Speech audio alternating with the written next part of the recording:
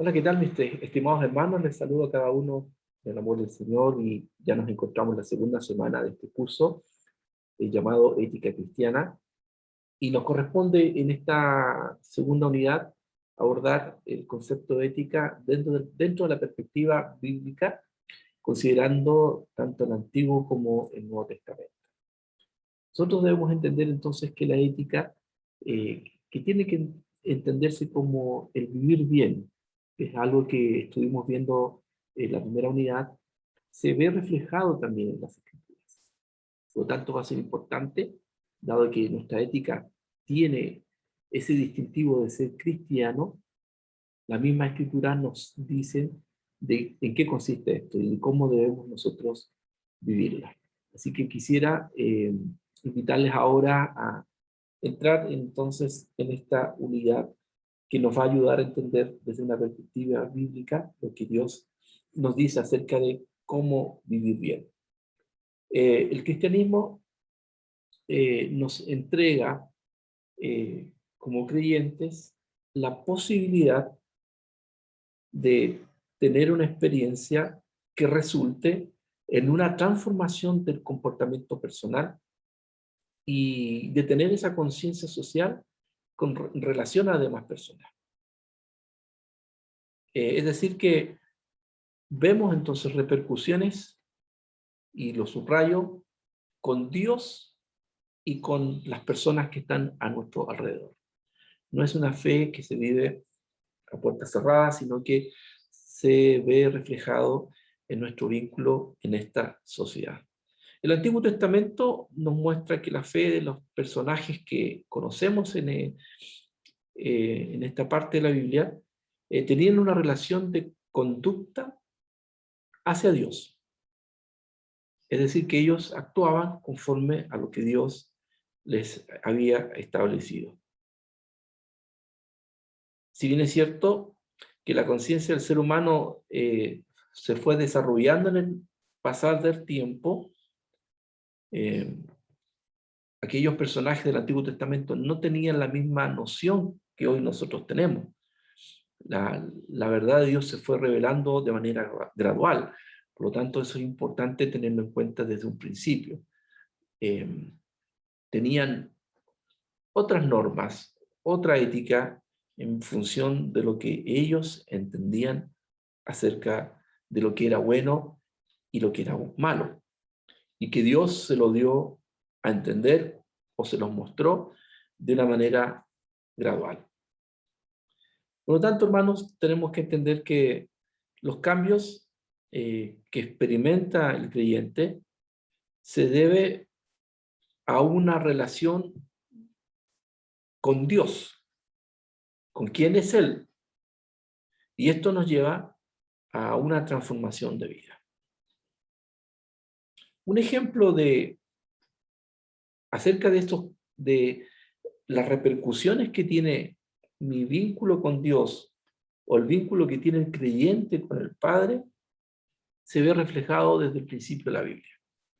Si tomamos en cuenta a Adán y a Eva y recordamos su vida previa a la caída, era de una relación plena con Dios.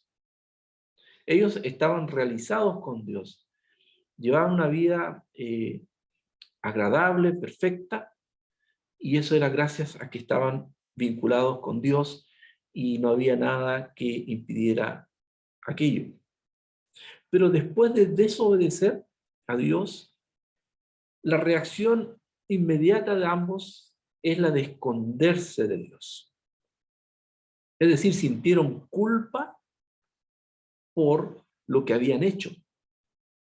¿Por qué? Porque ellos habían entendido que habían transgredido la ley de Dios. Dios le había dado instrucciones precisas de que no debían de comer de cierto fruto. Sin embargo, ellos pasaron esa línea y finalmente terminaron desobedeciendo la instrucción de Dios. Y una reacción que llama particularmente nuestra atención es lo que hace Adán en esta situación, que es la de culpar a Eva de sus actos. Vemos aquí entonces cómo el ser humano responde de una manera totalmente contraria frente a su responsabilidad sobre sus hechos. Dios le dio una instrucción, Dios le dijo que no había de comer, y cuando ellos lo infringen, la actitud de ellos entonces es de evadir su responsabilidad. Es lo que vemos en el capítulo 3 de Génesis, y es allí donde me estoy refiriendo en este momento. Pero otro caso muy cercano a ellos es lo que sucede con Caín. Recuerdan ustedes que Caín, hijo de Adán y Eva, asesina a su hermano Abel, y él esconde su cuerpo. Y Dios le pregunta a Caín, ¿dónde está tu hermano? Y Caín responde con evasivas, haciéndole una pregunta a Dios. O sea, de una pregunta responde con una pregunta, diciendo, ¿acaso soy yo guarda de mi hermano? Una vez más, vemos aquí la evasión que tiene, en este caso, el ser humano respecto a la transgresión de una ley conocida, que en este caso es la ley de Dios. Estos dos sucesos nos muestran dos aspectos importantes a considerar. Por un lado, que el ser humano es totalmente consciente de sus actos a través del sentimiento de culpa, sentimiento que hoy lamentablemente se considera como algo negativo, ¿no? Pero debemos considerar de que ese sentimiento que no es agradable, que es la culpa, es una alerta hacia nosotros mismos de que no estamos actuando bien. Sin embargo, muchos hoy ven como esto como algo o un sentimiento que daña a nuestra persona. Y nos instan entonces inclusive a no sentir culpa por nuestros actos. Pero créanme que eso es lo que Dios ha puesto en nosotros para que nos demos cuenta realmente de que estamos actuando mal. Un segundo aspecto en relación a estos dos sucesos que les cuento es que Dios demuestra entonces de que Él es un ser moral y que toma en cuenta nuestros actos. Es interesante ver, mis queridos hermanos, que el primer asesinato que ocurre en la historia de la humanidad, que es la muerte de Abel en manos de su hermano Caín, sucede a posterior de un momento en que ellos van y le entregan ofrendas a Dios. Ahora, fíjense ustedes, qué contradictorio. Después de haber adorado a Dios, se llega a cometer tal homicidio. Pero aquí vemos a Dios que toma cartas en el asunto. Y la actitud de Dios, la actitud de castigo que toma Dios, implica que Él desaprobó su comportamiento. Y que eso tiene sumo valor en lo que nosotros hacemos hacia Él. Podemos entregar una hermosa ofrenda, pero mi relación con mi prójimo tiene mucho que ver con mi adoración también. Otro caso que podemos ver también es cómo Dios establece sus principios éticos es justamente los 10 mandamientos que Dios le entregó a Moisés. Si tomamos en cuenta estos 10 mandamientos, los primeros 4 mandamientos tienen relación con el trato que Dios impone entre el ser humano y él mismo. Esos primeros 4 mandamientos entonces regulan nuestra relación con él, de tomar en cuenta, por otro lado también, su naturaleza santa, de la importancia también de guardar reverencia a Dios y a nadie más, de guardar su día y de entregarnos en adoración completa hacia Él.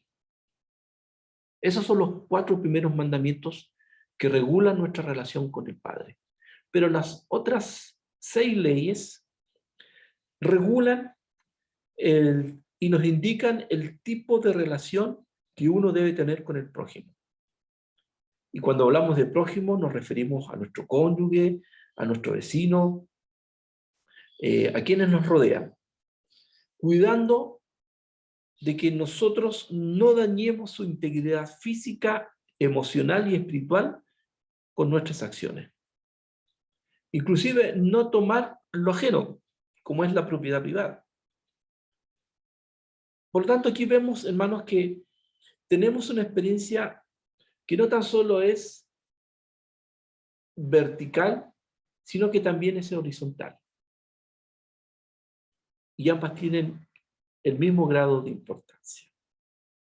No podemos estimar de que lo más importante de mi devoción a Dios es agradarle a Él, solamente a Él, y no importarme o dejar de lado mi relación con mi prójimo. Debo tener cuidado de amar a mi prójimo como corresponde, según lo que Dios ha establecido.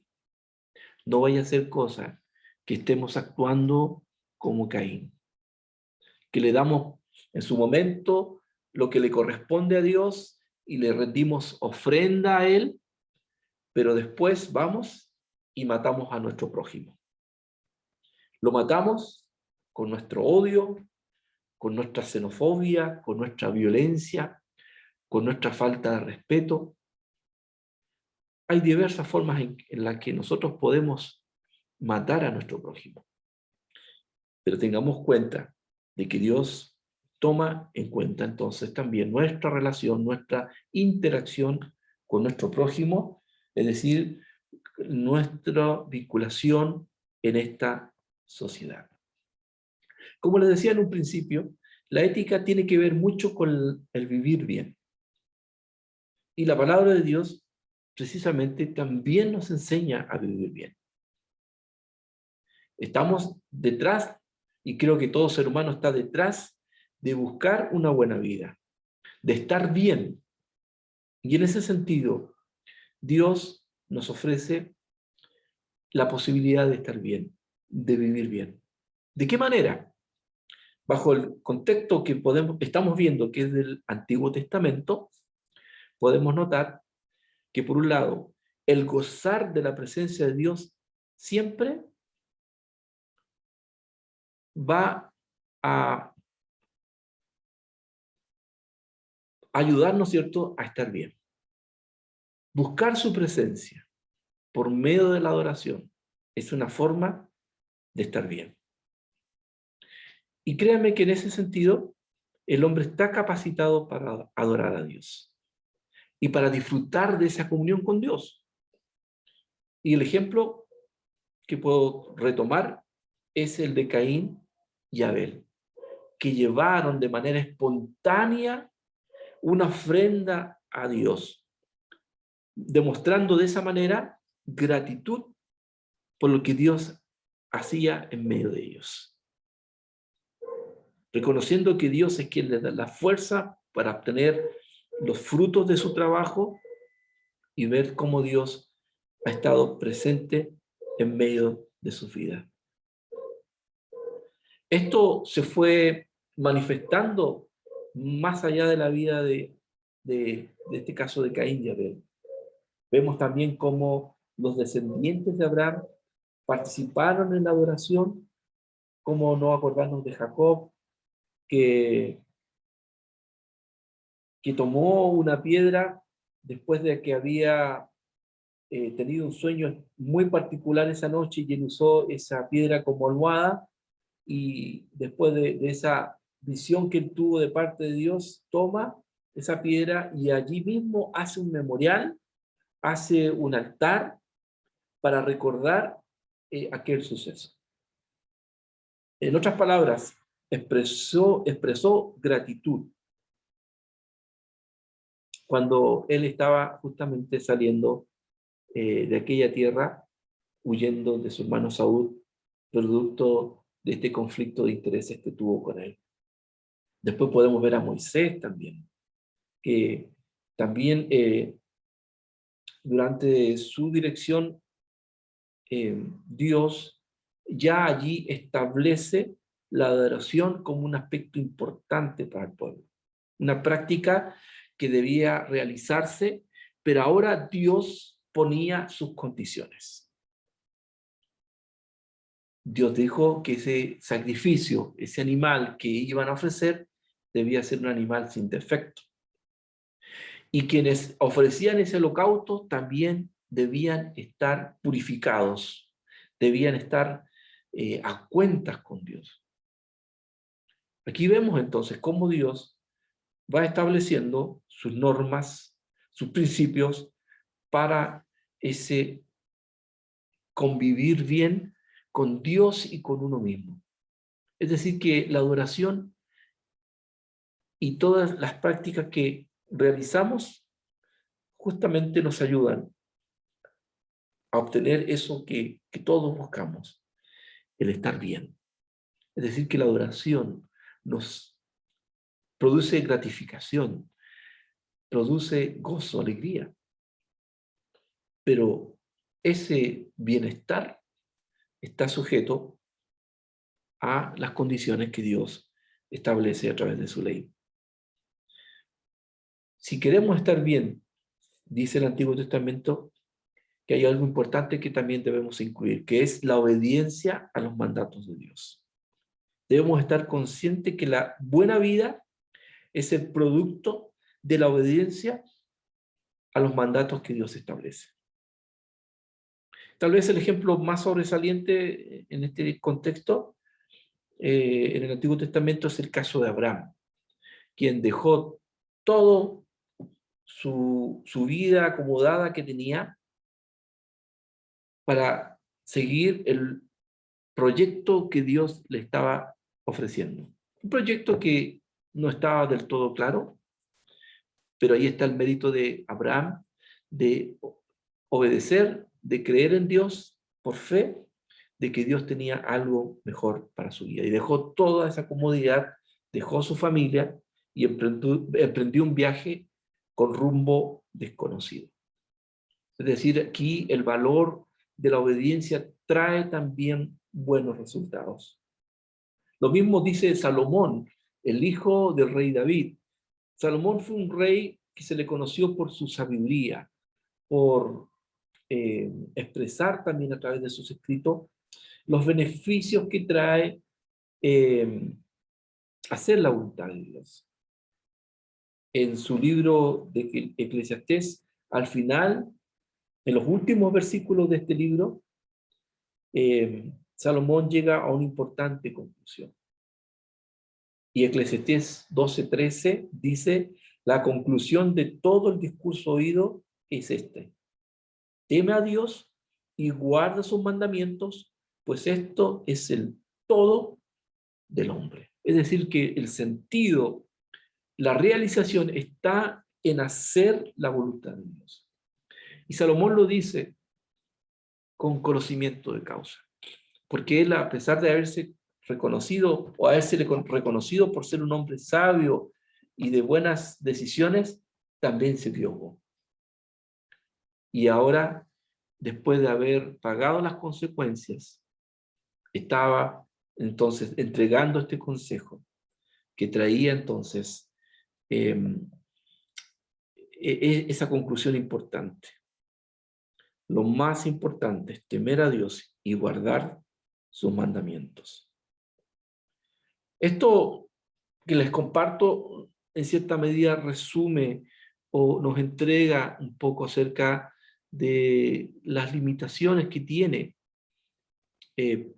las señales de que Dios entrega a su pueblo y nos muestra de qué manera podemos estar bien.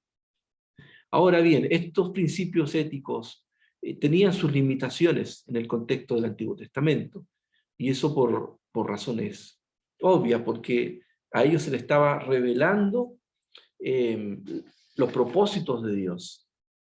Fue, por un lado, una revelación incompleta, porque Dios así lo estimó y porque era un pueblo que tenía que entender y asimilar muy bien quién era Dios y cuáles eran sus intenciones.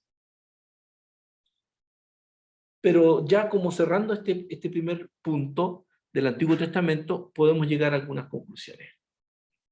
Por un lado, hay que comprender que la época en que ellos vivían, o que vivieron estos personajes, reconocen, hay que reconocer, estaban en un nivel moral más bajo que el de hoy, por las razones que les expliqué. Y en ese sentido hay que entender también por qué algunas cosas para hoy nosotros son chocantes en relación al Antiguo Testamento. Por ejemplo, las guerras, las matanzas. Eran otros tiempos, otras circunstancias, y había mucho pecado y mucha rebeldía. La violencia era en extremo. Y por eso que ahí se aplicó mucho el principio de la ley del talión, que fue casi una de las leyes básicas, ¿no? Que ayudaron ¿a qué cosa? A regular el sentido de justicia que en muchos casos se excedía y llegaba a un acto más de venganza que de justicia. Y este principio del talión de ojo por ojo y diente por diente regulaba entonces ese sentido de justicia. Muy básico, muy primitivo por decirlo de una manera, pero que muchas de las culturas de aquel entonces también adoptaron, como para entender de que es importante que sepamos vivir en sociedad, en convivencia. Pero si vamos ahora al Nuevo Testamento, creo que Jesús es nuestro principal modelo y ejemplo de lo que significa vivir una vida de acuerdo a los principios de Dios. Jesús fue un ejemplo para nosotros en ese sentido, porque él mismo se sometió a la voluntad del Padre. Jesús llega en un momento en que la sociedad también estaba en una actitud bastante rebelde. Dios había dejado de hablarles a ellos por cerca de 400 años. Y llegaba Jesús entonces casi en silencio. Pero allí Dios, una vez más, a través de Jesucristo, levanta la voz. Y Jesús nos muestra entonces lo importante que es vivir en comunión con Él. Jesús es un modelo de vida ejemplar, una vida éticamente correcta. Una ética que quisiera mencionar rápidamente tiene las siguientes características. Las características de la ética de Cristo es que esta no era sistemática. No encontramos a través de las enseñanzas de Jesús que estas hayan sido leyes que fueran del todo estrictos. Él le entregó más que nada principios, más que nada principios que podamos nosotros adaptar a nuestros tiempos. No es que él tuvo que decir cada cosa que teníamos que hacer y no hacer. Si ustedes se dan cuenta, él nos entrega, sobre todas las cosas, principios. Principios de cómo amar a Dios y cómo amar al prójimo. Y nos dejaba a nosotros la manera de cómo aplicar correctamente esos principios. Jesús también nos muestra una ética con un enfoque interno, es decir, que llevaba a una transformación interna que nos llevan entonces a finalmente reflejar esa transformación interna en actos expresados hacia Dios y hacia nuestro prójimo. También vemos en Cristo una ética positiva. A diferencia de quizás muchas de las reglas éticas que se tienen en otras culturas que actuaban en función del miedo, ¿no? De que si haces esto vas a recibir tal castigo, Jesús nos muestra una ética que está motivada por el bien, no por el miedo. Por ejemplo, los mismos judíos y la literatura rabínica, ellos planteaban lo siguiente, como una regla de oro. Lo que aborreces, no lo hagas a nadie. Eso que se decía habitualmente en medio de ellos y que hoy todavía perdura en nuestra sociedad, en nuestro contexto, quizás se nos ha enseñado eso, ¿no? No hagas lo que no quieres que te hagan a ti. Pero Jesús fue más allá y nos motiva diciendo, haz a los demás lo que a ti te gustaría que te hicieran. ¿Notan la diferencia? Hay una actitud mucho más positiva, como una manera de incentivarnos a seguir, ¿cierto? Practicando lo que el Señor nos entrega. Y un último aspecto es que es una ética con retribución para el presente y para el futuro. Jesús nos dice también que el hacer el bien traerá bendición. El Señor lo plantea en Mateo 25, cuando se refiere a las personas a quienes se le va a dar de comer, o se le da de beber al sediento, o se viste al desnudo, o que alberga al forastero. Y Jesús se pone en ese lugar, y él dice después de la pregunta que yo hice, pero ¿cuándo te hemos visto en esa situación? Y él dice, benditos de mi Padre, heredad el reino, el que ha sido preparado para vosotros desde la fundación del mundo. Es decir, que el Señor recibe a aquellas personas que hacen bien y que tendrán retribución tanto en este mundo como en los cielos. Mis queridos hermanos, vemos aquí entonces cómo a través de la Escritura somos motivados, alentados a seguir los principios de Dios, que nos hacen tan bien a nosotros como personas, como también para esta sociedad. Que estos principios que nosotros hemos adoptado dentro de nuestra fe, entendamos, no es tan solo para nosotros, para el creyente, es para toda la humanidad. Y será tarea nuestra de compartir esos principios, que no se pierdan, que no se diluyan en estos tiempos de relativismo, sino que nosotros, a través del ejemplo, a través del testimonio público, digamos que hoy todavía se puede vivir correctamente, que hoy se puede seguir siendo honesto, y que eso es lo que agrada a Dios. Hermanos, que el Señor les bendiga y que esta semana sigamos entendiendo un poco más acerca de lo que el Señor desea que nosotros hagamos. Que el Señor